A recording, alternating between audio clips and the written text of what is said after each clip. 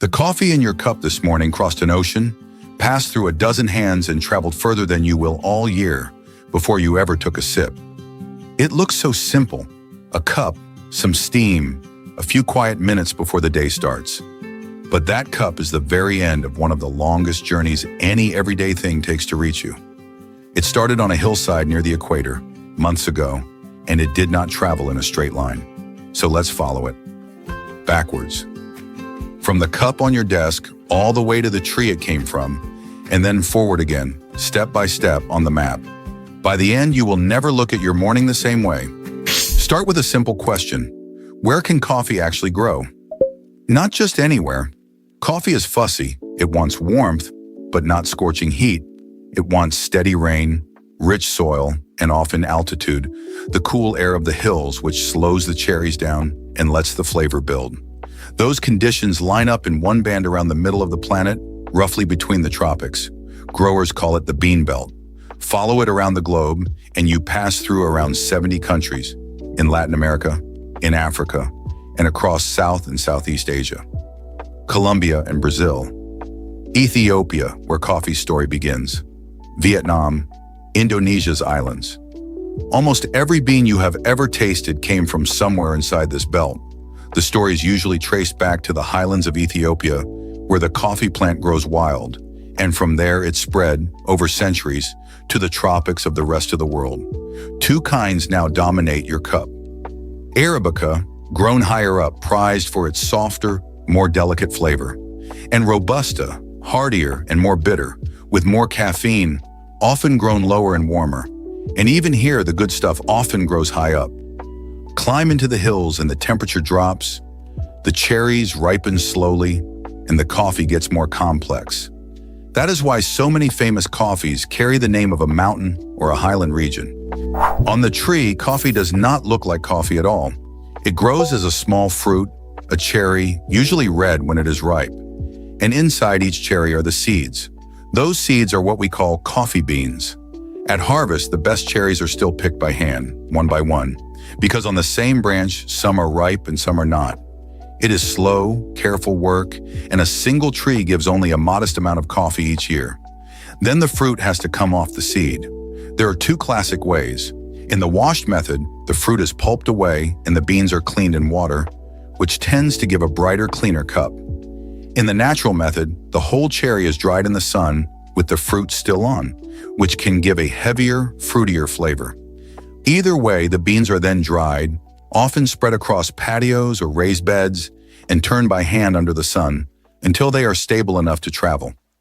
What is left is the green bean, hard, pale, and almost odorless.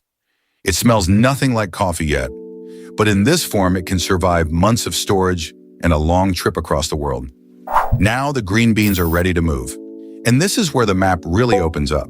The beans travel from the farm to a mill, and from the mill to an export port. And then, for most of the world's coffee, they go by sea. Coffee is one of the most heavily traded agricultural products on Earth.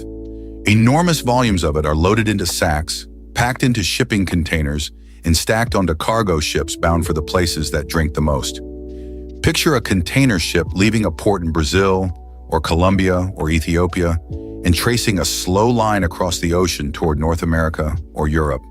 That single crossing can take weeks, and it is rarely a simple straight line. These ships thread through the same narrow choke points that carry much of the world's trade, canals and straits where thousands of vessels queue and pass.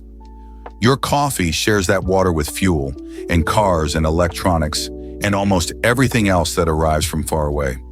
When one of those choke points jams, the ripple reaches shelves and prices on the other side of the planet. This is the beat this whole channel is about. The thing on your desk did not appear from a shelf. It rode a ship across an ocean, sitting in the dark in a steel box, while you went about your weeks with no idea it was on its way. When it lands, it clears the port, and it heads inland to the next transformation, the one that finally makes it smell like coffee. Roasting is the moment coffee becomes coffee. The green beans go into a roaster and are heated and turned and heated more. And as they climb in temperature, they change completely. They lose moisture and swell. They shift color from pale green to yellow to brown. And somewhere in there, they crack audibly, like faint popcorn, as pressure builds and releases inside each bean. Underneath, chemistry is doing the real work. Heat drives reactions that build hundreds of aromatic compounds, the browning and caramelizing that create the smell and taste we recognize. A lighter roast keeps more of the bean's origin character. A darker roast pushes toward those deep, bittersweet, roasty notes. It is a narrow window. Stop too early and the cup tastes flat and grassy. Go too far and it turns to ash. A good roaster is chasing a few precise minutes, by sight, by sound, and by smell. Out comes something new, dark, fragrant, and finally, unmistakably, coffee. Now the last mile, the short, invisible stretch that finally reaches you. From the roaster, the coffee is packed and sent out, to a warehouse, to your local cafe, or to the shelf where you bought your bag. Whole beans keep their flavor longer, which is why they are ground as late as possible. Then comes the grind. The beans are broken into thousands of tiny particles, and suddenly all the trapped aroma is released into the air. How fine you grind changes everything. Coarse and slow for a French press, fine and fast for espresso, because the water only has so long to pull the flavor from each particle. And finally, the last step you actually see. Hot water meets the grounds, pulls the flavor out of them in seconds and fills your cup. Everything before this moment, the farm, the ship, the roaster, existed to make these few seconds taste like something. That is the whole chain, closed. A hillside near the equator. A cherry picked by hand. A green bean, dried and shipped across an ocean. A roast that unlocked the flavor. A grind and a pour. Every single morning, that entire machine runs quietly in the background, just to put one ordinary cup in your hand. So here is the full journey, lit end to end. It began on a hillside inside the bean belt, somewhere in the tropics. It was picked as a cherry, stripped down to a green bean, and dried until it could travel. It rode a cargo ship across an ocean for weeks. It was roasted until it transformed. It was ground and brewed and handed to you. Dozens of hands, thousands of miles, months of time, all of it hidden inside a thing so ordinary you barely think about it. That is the pattern behind almost everything you touch. Your electricity, your water, the internet, the food in your fridge. Each one is the quiet end of a system that stretches much further than it looks.